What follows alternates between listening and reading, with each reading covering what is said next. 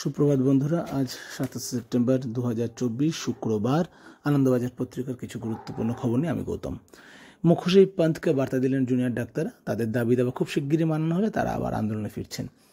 ময়না তদন্তকারী ডাক্তার কেন এতবার সন্দীপের ঘরে? সুরতা হলেও বহু ত্রুটি পেল সিবিআই।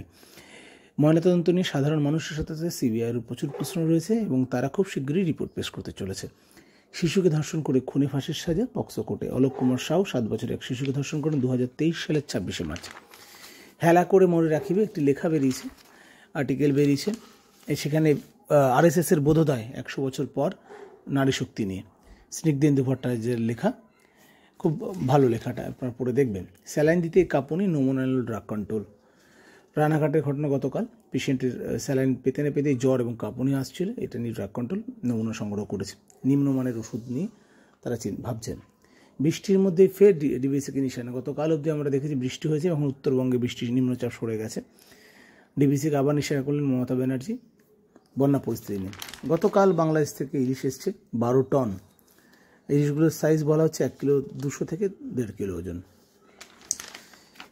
মণ্ডপ সজ্জা ফিকে, কম বাজেটে ফাপড়ে শিল্পীরা। তমলুকের খবর, মেদিনীপুরে দুর্গাপুজোর হালাকিতে একটু খারাপই।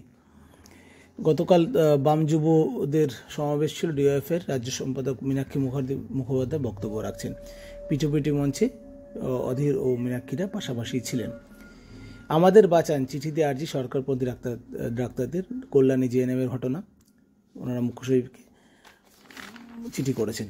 গুণমান বিচারে ব্যর্থ 50-এর বেশি দাওয়াই, তার মধ্যে বিখ্যাত কিছু কোম্পানি, অ্যালকেম, সান, টরেন্ট, বড় কোম্পানি। সমস্যা হচ্ছে ভারতবর্ষের স্বাস্থ্য ব্যবস্থা বেহাল সুরত, এটাই আর কি।